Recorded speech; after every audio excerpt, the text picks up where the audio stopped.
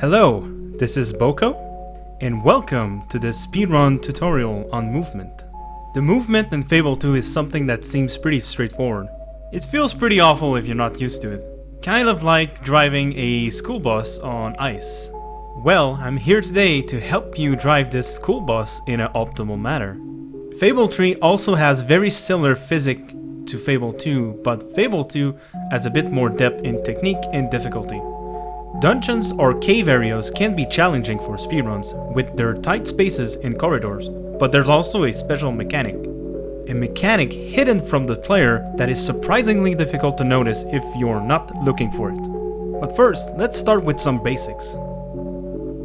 Move with the left stick, camera is the right stick, and then you need to hold A to run. To keep your full running speed, you need the control stick to the most north position as possible, and also keep your thumb on the A button at all times.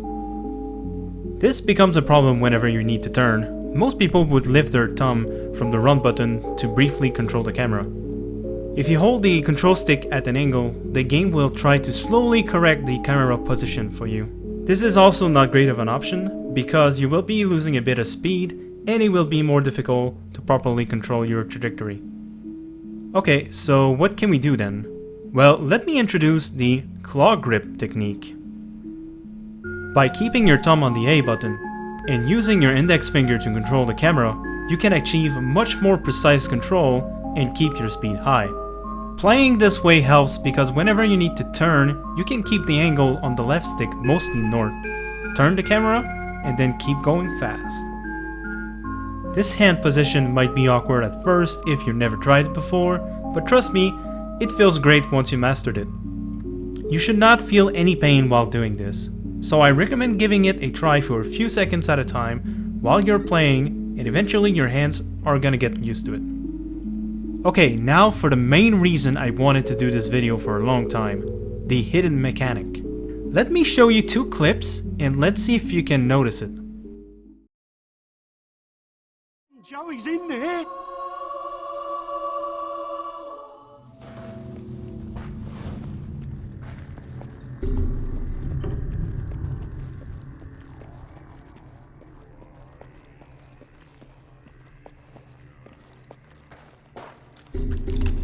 Oh, it's lucky you happened by.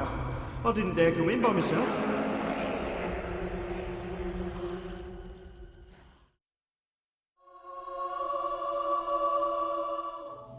Oh, it's lucky you happened by.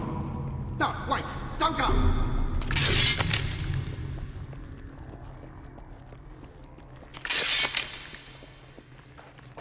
Oh, you're back! Oh, I'm so glad. Oh, it's lucky you happened by. I didn't dare come in by myself. Did you notice? You probably at least noticed that the first clip did not use weapons, while the second one did.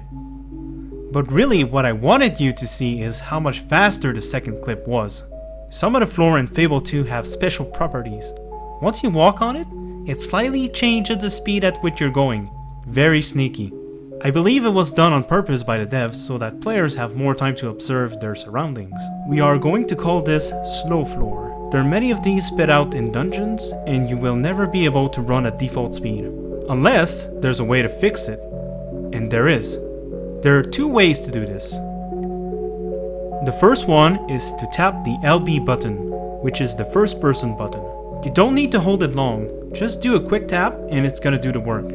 This method is useful for the Tattered Spire where you don't have your weapons.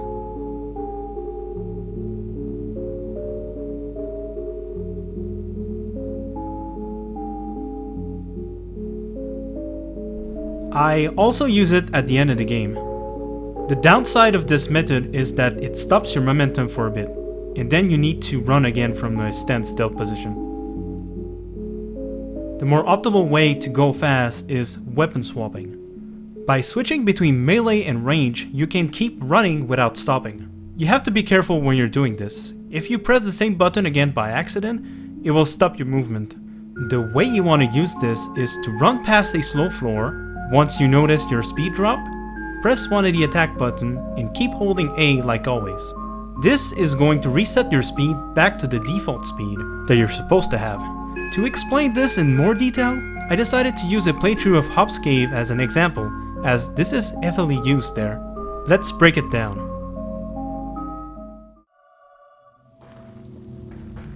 Oh, no, wait, don't The first weapon swap should happen around here. go.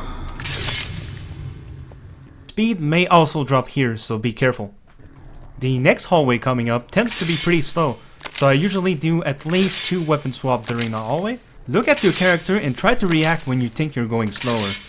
It is usually better to do more weapon swapping than not enough. The next small path, you will also need to do a weapon swap or 2. After the cutscene, go around the hubs and then go up.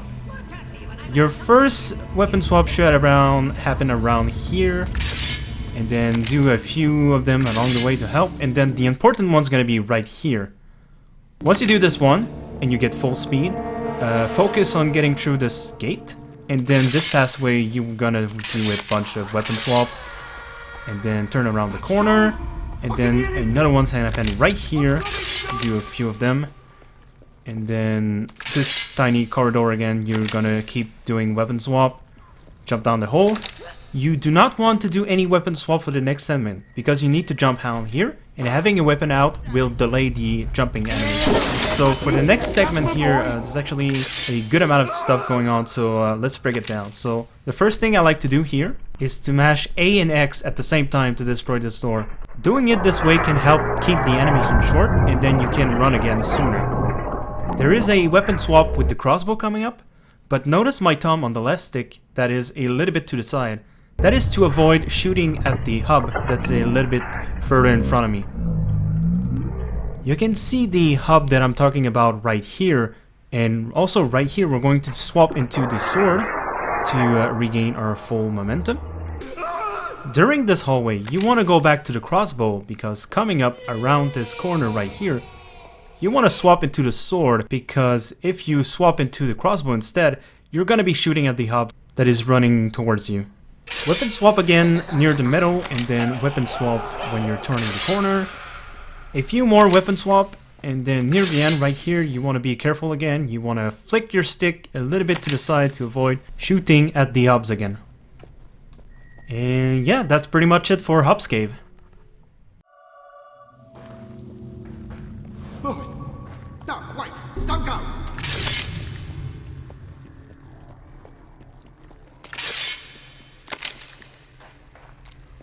Oh, you're back. Oh, I'm so glad.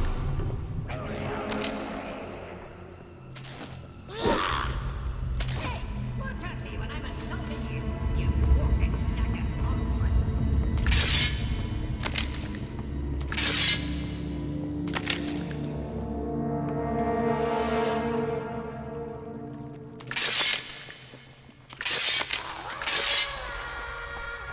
That's Joey. I can hear him. I'm coming, son.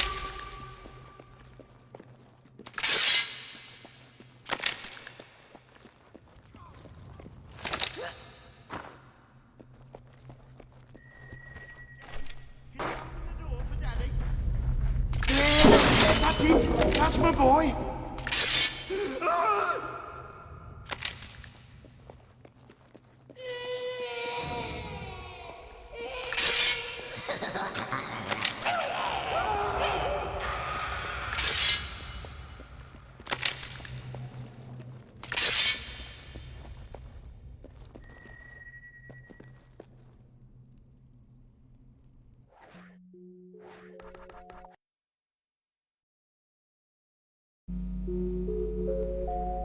That's all I have to say for now.